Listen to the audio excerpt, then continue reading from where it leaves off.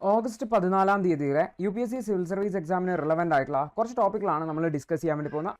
അടുത്തൊരു വാർത്ത എന്ന് വെച്ചാൽ വയനാട് നടന്ന ലാൻഡ് സ്ലൈഡുമായി ബന്ധപ്പെട്ടാണ്. അപ്പോൾ ഈ ഒരു വയനാട് നടന്ന ലാൻഡ് സ്ലൈഡിന് ഇത്തരം പ്രശ്നങ്ങളെ അഡ്രസ്സ് ചെയ്യാൻ വേണ്ടി, പ്രത്യേകിച്ചും നദികൾ ഓവർഫ്ലോ ചെയ്യുന്നതിനുള്ള പ്രശ്നങ്ങളെ അഡ്രസ്സ് ചെയ്യുന്നതിന് വേണ്ടിയിട്ടുള്ള ഒരു കൺസെപ്റ്റാണ് റൂം ഫോർ റിവർ എന്ന് പറയുന്ന കൺസെപ്റ്റ്. അപ്പോൾ ഈ റൂം ഫോർ റിവർ എന്ന് പറയുന്ന കൺസെപ്റ്റ് എന്താണ്, ഇതെങ്ങനെയാണ് നമ്മുടെ രാജ്യത്ത് ഉപയോഗിക്കാൻ വേണ്ടി പറ്റുക എന്നുള്ളതാണ് നമ്മൾ നോക്കുന്നത്. അപ്പോൾ നോക്കിക്കഴിഞ്ഞാൽ വയനാട്ടിൽ തുടർച്ചയായിട്ട് 2 ലാൻഡ് സ്ലൈഡുകൾ ഉണ്ടായിരുന്നു. വെള്ളാരിമലയിലും അതുപോലെ മേപ്പാടി പഞ്ചായത്തുകളും തുടർച്ചയായിട്ട് ഏകദേശം 230-ലധികം ആൾക്കാർ മരണപ്പെട്ടു.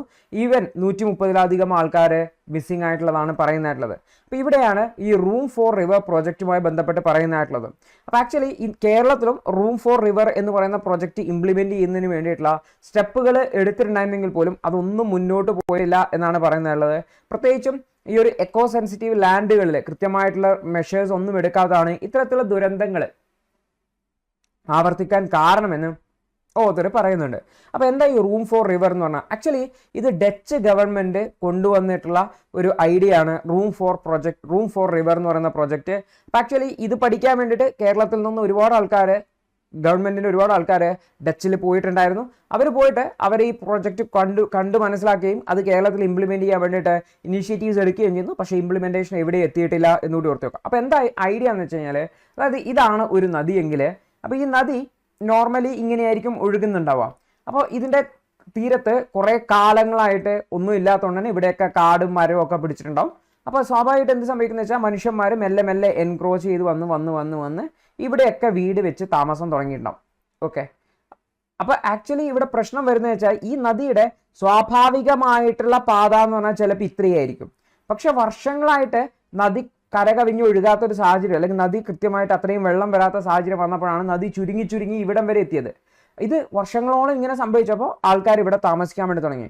പക്ഷേ ഏതെങ്കിലും ഒരു സാഹചര്യത്തിൽ ലാർജ് എമൗണ്ട് ഓഫ് വാട്ടർ നദിയിലേക്ക് വരുവാണെങ്കിൽ നദി ഓവർഫ്ലഡ് ആവും, അതായത് വെള്ളപ്പൊക്കം ഉണ്ടാവും ഈ പ്രദേശങ്ങളിലൊക്കെ എന്നുള്ളത്.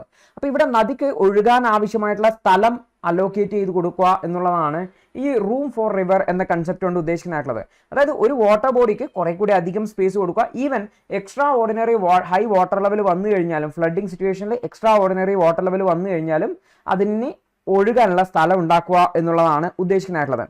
അപ്പോൾ അത് അടുത്ത സമീപ പ്രദേശങ്ങളിലെ സ്ഥലങ്ങളെ ഈ ഒരു വെള്ളപ്പൊക്കത്തിൽ നിന്നൊക്കെ പ്രൊട്ടക്റ്റ് ചെയ്യുക എന്നുള്ളതാണ് ഇതിൻ്റെ ഭാഗമായിട്ടുള്ളത്. അപ്പോൾ അത് ആക്ച്വലി ഈ ഒരു വാട്ടർ മാനേജ്മെൻറ്റിനെ കൺട്രോൾ സഹായിക്കാനും ശരിക്കും മനസ്സിലാക്കുമെന്ന് ഓർക്കുക. കേരളത്തിലെ 2018 ഫ്ലഡിന് ശേഷമാണ് കേരള ഗവൺമെൻറ് ഈ മോഡൽ പഠിക്കാൻ വേണ്ടി പോയത്. അതിനുശേഷം റീബിൽഡ് കേരള ഇനീഷ്യേറ്റീവിൻ്റെ ഭാഗമായിട്ട് ഇത് ഇംപ്ലിമെൻറ്റ് ചെയ്യാൻ വേണ്ടിയിട്ടുള്ള ശ്രമം നടന്നെങ്കിലും കാര്യമായിട്ടുള്ള ഇംപ്ലിമെൻറ്റേഷൻ ഒന്നും വന്നിട്ടില്ല എന്നുകൂടി ഓർത്ത് വെക്കാം. അപ്പോൾ എന്താണ് റൂം ഫോർ റിവർ എന്ന പ്രൊജക്റ്റ് കൊണ്ട് ഉദ്ദേശിക്കുന്നതെന്ന് ഓർത്ത് വെക്കാം. അപ്പോൾ ആക്ച്വലി ഒന്ന് ചെയ്യുമെന്ന് വെച്ചാൽ അതിൻ്റെ ഫ്ലഡ് പ്ലെയിൻ ലോവർ ചെയ്യുക എന്നുള്ളതാണ് പ്രധാനപ്പെട്ട ഉദ്ദേശമായിട്ടുള്ളത്.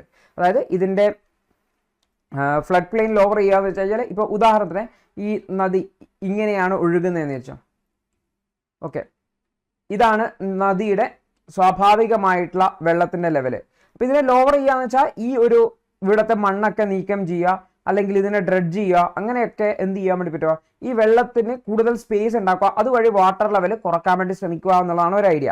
അതേപോലെ ഇതിനു വേണ്ടിയിട്ട് ലോവറിങ് ദ ഫ്ലഡ് പ്ലെയിൻ, അതിനു വേണ്ടിയിട്ട് സമ്മർ ടൈമിൽ ചൂടുകാലം വരുന്ന സമയത്ത് നമുക്കറിയാം കായലിൽ വെള്ളം കുറവായിരിക്കും, അല്ലെങ്കിൽ പുഴകളിൽ വെള്ളം കുറവായിരിക്കും.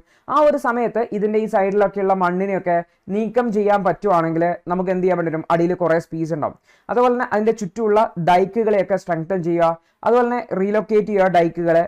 അതുപോലെ തന്നെ സൈഡ് ചാനലുകൾ, അതിൻ്റെ സൈഡിലൊക്കെയുള്ള ചാനലുകളുടെ ഡെപ്ത് കൂട്ടുക. എന്തെങ്കിലും ഒബ്സ്റ്റക്കിൾസ്, നദിയിൽ എന്തെങ്കിലും ഒബ്സ്റ്റക്കിൾസ് ഒക്കെ ഉണ്ടെങ്കിൽ, ഉദാഹരണത്തിന് കുറച്ച് പാറക്കൂട്ടം വന്ന് ഇവിടെ കിടക്കുന്നുണ്ട് വിചാരിച്ചോ, അപ്പം സ്വാഭാവികമായിട്ടും ആ പാറക്കൂട്ടത്ത് തട്ടിയിട്ട് വെള്ളം ഇങ്ങോട്ട് പോയില്ല, ഇവിടെ കരകവിഞ്ഞൊഴിയാനാണ് ടെൻഡൻസി കൂടുതലുണ്ടാവുക. അപ്പോൾ ഈ പാറക്കൂട്ടങ്ങളെ അല്ലെങ്കിൽ മരങ്ങളെയൊക്കെ നീക്കം ചെയ്യുക. അതുപോലെ തന്നെ ഇതിന് ചുറ്റുമുള്ള ലാൻഡ്സ്കേപ്പുകളെ ഡെവലപ്പ് ചെയ്യുക, നാച്ചുറൽ സ്പോഞ്ചുകളായിട്ട് എന്ത് ചെയ്യുക, അവിടെ ഡെവലപ്പ് ചെയ്യുക എന്നുള്ളതാണ് അതിൻ്റെ ചുറ്റുമുള്ള ലാൻഡ്സ്കേപ്പ്. അതായത് എക്സസ് വാട്ടറിനെ അബ്സോർബ് ചെയ്യാൻ വേണ്ടി പറ്റുന്ന രീതിയിൽ. അപ്പോൾ ഇത്തരത്തിൽ നദിക്ക് കൂടുതൽ ഒഴുകാനുള്ള സ്ഥലം ഉണ്ടാക്കുക, അതുപോലെ തന്നെ അതിൻ്റെ തടസ്സങ്ങളെ നീക്കം ചെയ്യുക, അതിൻ്റെ സൈഡിലേക്ക് വരുന്ന വെള്ളത്തെ ഭൂമിയിലേക്ക് അബ്സോർബ് ചെയ്യുന്നതിന് ആവശ്യമായിട്ടുള്ള സ്റ്റെപ്പുകൾ എടുക്കുക. ഇതൊക്കെയാണ് ഈ റൂം ഫോർ റിവർ കൺസെപ്റ്റ് എന്നുകൊണ്ട് ഉദ്ദേശിക്കുന്നത്. അപ്പോൾ ആക്ച്വലി ഇത്തരത്തിലുള്ള നദികളുടെ സംരക്ഷണത്തിന് അല്ലെങ്കിൽ ഇടയ്ക്കിടയ്ക്ക് ഡൽഹിയിലൊക്കെ ഉണ്ടാവുന്ന ഈ ഫ്ലഡുകളെ അഡ്രസ്സ് ചെയ്യാൻ വേണ്ടിയിട്ട് ഈ റൂം ഫോർ റിവർ കൺസെപ്റ്റ് നമുക്ക് ഒരു സജഷൻ ആയിട്ട് പറയാൻ വേണ്ടി പറ്റും എന്ന് കൂടി ഓർത്ത് വെക്കാം. അടുത്തൊരു വാർത്ത വെച്ചാൽ ഡൽഹി എപ്പോഴും വാർത്തയിൽ നിറയാറുണ്ട് അല്ലേ. ഡൽഹിയിലെ ഗവേണൻസുമായി ബന്ധപ്പെട്ട് ഡൽഹി ഗവൺമെന്റും തമ്മിൽ അല്ലെങ്കിൽ ഇപ്പോൾ ഡൽഹി മുനിസിപ്പൽ കോർപ്പറേഷനുമായി ബന്ധപ്പെട്ടൊക്കെ വാർത്തയിൽ നിറയാറുണ്ട്.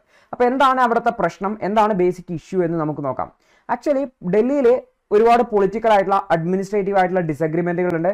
പ്രത്യേകിച്ചും യൂണിയൻ ഗവൺമെന്റും അതുപോലെ തന്നെ അവിടുത്തെ യൂണിയൻ ടെറിട്ടറി, നാഷണൽ ക്യാപിറ്റൽ ടെറിട്ടറിയിൽ ഭരിക്കുന്ന ഡൽഹി ഗവൺമെന്റും ആ രാഷ്ട്രീയ പാർട്ടിയുടെ കീഴിലുള്ള ഡൽഹി ഗവൺമെന്റും തമ്മിലുള്ള കോൺഫ്ലിക്റ്റുകളാണ് പലപ്പോഴും ഈ ഒരു ഇഷ്യൂവിലേക്ക് നയിക്കുന്നതായിട്ടുള്ളത്.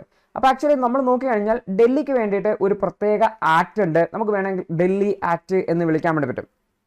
അതായത് government of national capital territory of Delhi act എന്നാണ് ഇതിനെ വിളിക്കുന്നതായിട്ടുള്ളത്. അപ്പോൾ ഈ ഒരു ആക്ടിൽ അമെൻമെൻറ്റുകൾ വരുത്തിയതുമായി ബന്ധപ്പെട്ടാണ് ഈ ഒരു പ്രശ്നങ്ങൾ തുടങ്ങുന്നത്. അതായത് അവിടെയുള്ള ജനങ്ങളാൽ എലക്ട് ചെയ്ത ഗവൺമെൻറ് അധികാരം കുറയ്ക്കുകയും യൂണിയൻ ഗവൺമെൻറ്റിൻ്റെ പ്രതിനിധിയായിട്ടുള്ള ലെഫ്റ്റനൻറ്റ് ഗവർണർക്ക് കൂടുതൽ അധികാരങ്ങൾ നൽകുകയും ചെയ്യുകയായിരുന്നു ഈ ഒരു അമെൻമെൻറ്റിലൂടെ ചെയ്തിട്ടുള്ളത്. അപ്പോൾ റീസെൻ്റ് ആയിട്ട് നമ്മൾ നോക്കിക്കഴിഞ്ഞാൽ ഡൽഹി മുനിസിപ്പൽ കോർപ്പറേഷനിലേക്ക് ലെഫ്റ്റനൻറ്റ് ഗവർണർക്ക് ഒരു എൽഡർമാൻ വരെ, അതായത് റെപ്രസെൻറ്റേറ്റീവ്സിനെ അയക്കാൻ വേണ്ടി പറ്റും എന്ന് പറഞ്ഞത് കൂടുതൽ ഈ ഒരു പ്രശ്നത്തെ ടെൻഷനെ വർദ്ധിപ്പിക്കുന്നതിന് വേണ്ടിയിട്ട് കാരണമാവുകയാണ് ചെയ്തതെന്നും കൂടി ഓർത്ത് വെക്കണമായിരുന്നു. അപ്പോൾ ആക്ച്വലി 1989 ബാലകൃഷ്ണൻ കമ്മിറ്റിയുടെ റെക്കമെൻഡേഷൻ പ്രകാരമാണ് ഡൽഹിയിൽ ഈ ഒരു ലെജിസ്ലേറ്റീവ് അസംബ്ലിയും അതുപോലെ തന്നെ കൗൺസിൽ ഓഫ് മിനിസ്റ്റേഴ്സും ഒക്കെ ഉള്ള ഒരു ഗവൺമെന്റും രൂപീകരിക്കുന്നതായിട്ടുള്ളത്. അപ്പോൾ 69ാമത്തെ ഭരണഘടനാ ഭേദഗതി പ്രകാരം 1991 ഈ ഒരു അമെൻമെന്റ് കൊണ്ടുവരികയും ഡൽഹിയിൽ ഒരു സെപ്പറേറ്റ് ഗവൺമെന്റ്, ഒരു സെപ്പറേറ്റ് ലെജിസ്ലേറ്റീവ് അസംബ്ലി എന്ന് പറഞ്ഞ ഐഡിയ വന്നത്. ഓർത്ത് വെക്കുക, ഡൽഹി എന്ന് പറഞ്ഞു കഴിഞ്ഞാൽ ദേശീയ തലസ്ഥാനം കൂടിയാണല്ലേ. അതുകൊണ്ട് തന്നെ അവിടുത്തെ കുറച്ച് അധികാരങ്ങൾ അവിടുത്തെ സാധാരണ ഒരു സ്റ്റേറ്റിന് ഉണ്ടാവുന്ന അധികാരത്തിൽ നിന്ന് വ്യത്യസ്തമായിട്ട് സ്റ്റേറ്റ് ലിസ്റ്റിലുള്ള കുറച്ച് ടോപ്പിക്കുകൾ മാറ്റിയിട്ടുണ്ട്. ഏതൊക്കെയാണത്? ഒന്ന് പബ്ലിക് ഓർഡർ, പോലീസ്, ക്രമസമാധാനം, പോലീസ്, ലാൻഡുമായി ബന്ധപ്പെട്ടത്. അപ്പോൾ ഈ 3 വിഷയങ്ങൾ ഡൽഹി ഗവൺമെൻറ്റിൻ്റെ അധികാര പരിധിയിലല്ല വരുന്നത്. അത് ആരുടെ അധികാരമില്ല? സെൻട്രൽ ഗവൺമെൻറ്റിൻ്റെ നേരിട്ട അധികാര പരിധിയിലാണെന്നുള്ളതാണ്. അടുത്താണ് ഡൽഹിയിൽ മുനിസിപ്പൽ കോർപ്പറേഷൻ ഉണ്ട്. ഈ ഒരു ഡൽഹി മുനിസിപ്പൽ കോർപ്പറേഷനുമായി ബന്ധപ്പെട്ടാണ് ഇപ്പോൾ പ്രശ്നങ്ങളൊക്കെ പോകുന്നതായിട്ടുള്ളത്. അപ്പോൾ ആക്ച്വലി ഡൽഹിയിൽ എന്തെങ്കിലും പ്രശ്നം ഉണ്ടാകുന്ന സമയത്ത്, ഉദാഹരണത്തിന് ഫ്ലഡിങ് ഉണ്ടാവുന്നു, അല്ലെങ്കിൽ ഇലക്ട്രോക്യൂഷൻ ഉണ്ടാവുന്നു, അല്ലെങ്കിൽ അപകട മരണങ്ങൾ ഉണ്ടാവുന്നു, ഇങ്ങനെ പറയുമ്പോൾ ഈ ഒരു MCDA ഡൽഹി മുനിസിപ്പൽ കോർപ്പറേഷനെയാണ് എപ്പോഴും കുറ്റമായിട്ട് പറയുന്നത്. കാരണം അവിടെ അത്യാവശ്യം ഇൻഫ്രാസ്ട്രക്ചർ, നമ്മുടെ ഇവിടെ Kochi corporation, Trivandrum corporation, Kozhikode corporation എന്നൊക്കെ പറയുന്ന പോലെ അവിടെ ആവശ്യമായിട്ടുള്ള അടിസ്ഥാന സൗകര്യങ്ങൾ ഒരുക്കേണ്ടത് കോർപ്പറേഷൻ്റെ ഉത്തരവാദിത്തമാണ്. അപ്പോൾ റീസെൻ്റ് ആയിട്ട് സുപ്രീം കോടതി പറഞ്ഞതെന്ന് വെച്ചാൽ LGക്ക്, ലെഫ്റ്റനൻറ്റ് ഗവർണർക്ക് എൽഡർമാൻമാരെ അല്ലെങ്കിൽ എക്സ്പേർട്ട് ആയിട്ടുള്ള ആൾക്കാരെ ഡൽഹി മുനിസിപ്പൽ കോർപ്പറേഷനിലേക്ക് നോമിനേറ്റ് ചെയ്യാമെന്നാണ് പറഞ്ഞത്, വിത്തൗട്ട് മിനിസ്റ്റേഴ്സിൻ്റെ അഡ്വൈസ് ഇല്ലാതെ. മിനിസ്റ്റേഴ്സിൻ്റെയോ ചീഫ് മിനിസ്റ്ററിയോ മിനിസ്റ്റേഴ്സിൻ്റെയോ കൗൺസിൽ ഓഫ് മിനിസ്റ്റേഴ്സിൻ്റെയോ അഡ്വൈസ് ഇല്ലാതെ റെക്കമെൻഡ് ചെയ്യാൻ വേണ്ടി പറ്റും എന്നാണ് പറഞ്ഞിരിക്കുന്നത്. ഇത് ആക്ച്വലി വീണ്ടും കോൺഫ്ലിക്റ്റുകളിലേക്ക് വർദ്ധിക്കുകയാണ്. അപ്പോൾ ഇവിടുത്തെ ആക്ച്വലി പ്രശ്നം എന്ന് വെച്ചാൽ ട്രിപ്പിൾ ചെയിൻ ഓഫ് അക്കൗണ്ടബിലിറ്റി ആണെന്ന് പറയാൻ വേണ്ടി പറ്റും. ഒന്ന്, നമ്മൾ നോക്കിക്കഴിഞ്ഞാൽ അതായത് ഒഫീഷ്യൽസ് മിനിസ്റ്റേഴ്സിനോടാണ്, മിനിസ്റ്റേഴ്സ് ലെജിസ്ലേറ്റീവ് അസംബ്ലിയോടാണ്, അസംബ്ലി മെമ്പേഴ്സ് പീപ്പിളിനോടാണ്. ഇതാണ് നമ്മുടെ രാജ്യത്ത് മെയിനായിട്ട് പോകുന്ന ഒരു സിസ്റ്റം. പക്ഷെ ഇവിടെ എന്താ, ഇവിടെ സെൻട്രൽ ഗവൺമെന്റ് ഇൻവോൾവ് ചെയ്യുന്നുണ്ട്, ഇതുകൂടാതെ ലെഫ്റ്റനന്റ് ഗവർണർ ഇൻവോൾവ് ആവുന്നുണ്ട്. അപ്പോൾ ഇവർ ആ അധികാരത്തെ മിസ്യൂസ് ചെയ്യാൻ വേണ്ടി ശ്രമിക്കുന്നു, അല്ലെങ്കിൽ ഭരണത്തിൽ ഇടപെടാൻ വേണ്ടി ശ്രമിക്കുന്നു എന്നുള്ളതാണ് വലിയൊരു പ്രശ്നമായിട്ടുള്ളത് എന്നുള്ളതാണ്. അതുകൊണ്ട് തന്നെ നമ്മുടെ രാജ്യത്ത് ഫോളോ ചെയ്യുന്ന ആ ഒരു ട്രിപ്പിൾ ചെയിൻ ഓഫ് അക്കൗണ്ടബിലിറ്റി, അതായത് ഗവൺമെൻറ് ഓഫീസർമാർ മിനിസ്റ്റേഴ്സിനോടും, മിനിസ്റ്റേഴ്സ് ലെജിസ്ലേറ്റീവ് അസംബ്ലിയോടും, ലെജിസ്ലേറ്റീവ് അസംബ്ലിയിലുള്ള MLA ആരോടും, ജനങ്ങളോടും റെസ്പോൺസിബിൾ ആവുന്ന രീതിയിലേക്ക് മാറ്റുക. അതുപോലെ തന്നെ ഗവേണൻസ് സ്ട്രക്ചറിനെ തന്നെ മാറ്റേണ്ടതായിട്ടുണ്ട് എന്നുള്ളതാണ്. അതായത് ഡൽഹിക്ക് വേണ്ടിയിട്ട് ഒരു പുതിയ ലോ ഉണ്ടാക്കുക, അല്ലെങ്കിൽ സെൻട്രൽ ഗവൺമെൻറ്റിൻ്റെ കൺട്രോളിനെ ഒരു നിശ്ചിത ഏരിയ സെൻട്രൽ ഗവൺമെൻറ്റിൻ്റെ കൺട്രോളും ബാക്കിയുള്ള ഭാഗം ഡൽഹി അസംബ്ലിയും ഡൽഹി ഗവൺമെൻറ് മാനേജ് ചെയ്യുന്ന രീതിയിലേക്ക് കൊണ്ടുവരിക എന്നുള്ളതാണ്. ആക്ച്വലി ഡൽഹിയെ തന്നെ 2 ഭാഗമാക്കി സ്പ്ലിറ്റ് ചെയ്യുക എന്നുള്ളതാണ് ഉദ്ദേശം. സെൻട്രൽ ഗവൺമെൻറ്റിൻ്റെ ആ ഒരു പ്രധാനപ്പെട്ട ബോഡികളൊക്കെ വരുന്ന ആ ഒരു പ്രദേശം സെൻട്രൽ ഗവൺമെൻറ്റിൻ്റെ കയ്യിലും മറ്റുള്ള പ്രദേശം ഡൽഹി ഗവൺമെൻറ്റിൻ്റെ കയ്യിലും വരുന്ന രീതിയിലേക്ക് കൊണ്ടുവരിക. അതിനു വേണ്ടിയിട്ട് കൺസ്റ്റിറ്റ്യൂഷണൽ അമെൻമെൻറ്റുകൾ കൊണ്ടുവരിക എന്നുള്ളതാണ് ഈ പ്രശ്നത്തെ സോൾവ് ചെയ്യാനുള്ള ഒരു വഴി. മറ്റൊന്നാണ് സുപ്രീം കോടതിയുടെ ജഡ്ജ്മെൻറ്റുകളെ കൃത്യമായിട്ട് ബഹുമാനിക്കുകയും അതിനോട് അക്കൗണ്ടബിൾ ആയിട്ടുള്ള രീതിയിൽ ഗവേണൻസ് കൊണ്ടുപോകുക എന്നുള്ളതാണ് മറ്റൊരു വഴി. മറ്റൊന്നാണ് ബെറ്റർ ആയിട്ടുള്ള കൊളാബറേഷൻ കൊണ്ടുവരിക. യൂണിയൻ ഗവൺമെൻറ്റും ഡൽഹി ഗവൺമെൻറ്റും MCDയും തമ്മിൽ പരസ്പരം സഹകരിച്ച് മനസ്സിലാക്കി പ്രശ്നങ്ങളെ സോൾവ് ചെയ്ത് പോവുകയാണെങ്കിലും ഈ പ്രശ്നങ്ങളൊന്നും ഉണ്ടാവുന്നില്ല. ബട്ട് പൊളിറ്റിക്കൽ ആയിട്ടുള്ള റൈവൽറി ഇതിൽ റിഫ്ലക്റ്റഡ് ആകുമ്പോഴാണ് ഈ ഒരു ഇഷ്യൂസിലൊക്കെ വരുന്നത് എന്നുകൂടി ഓർത്തു വയ്ക്കേണ്ടതായിട്ടുണ്ട്. അടുത്തൊരു വാർത്ത വെച്ചാൽ ബല്ലാസ്റ്റ് വാട്ടറുമായി ബന്ധപ്പെട്ട് ഇന്ത്യയിൽ ലോ ഉണ്ടോ എന്നുള്ളതാണ്. അപ്പോൾ നമുക്ക് ആദ്യം എന്താണ് ബലാസ്റ്റ് വാട്ടർ, എന്താണ് ഇതുമായി ബന്ധപ്പെട്ട ഇഷ്യൂസ്, ഇന്ത്യയിൽ ഇങ്ങനെയൊരു നിയമം ഉണ്ടോ എന്നാണ് നമ്മൾ നോക്കാൻ വേണ്ടി പോകുന്നത്. ദി ഹിന്ദുവിന്റെ ഇന്നത്തെ വിശകലനം കണ്ടതിന് നന്ദി.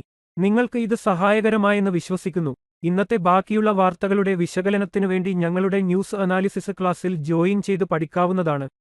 ഒരു മാസം വെറും 159 രൂപയ്ക്ക് നിങ്ങളുടെ UPSC തയ്യാറെടുപ്പിന് ആവശ്യമായ എല്ലാ പ്രധാന വിശദാംശങ്ങളും ഉൾക്കൊള്ളുന്ന ഒരു സമഗ്രമായ ന്യൂസ് അനാലിസിസ് നിങ്ങൾക്ക് മലയാളത്തിൽ ലഭിക്കും. കൂടാതെ സിവിൽ സർവീസിനു വേണ്ടിയുള്ള ജനറൽ സ്റ്റഡീസ് ക്ലാസുകൾ കൂടി മലയാളത്തിൽ മനസ്സിലാക്കി പഠിക്കാൻ ഞങ്ങളുടെ ലേണേഴ്സ് അൺലിമിറ്റഡ് ക്ലാസ്സിൽ ജോയിൻ ചെയ്യാം. മാസം വെറും 1500 രൂപയ്ക്ക്.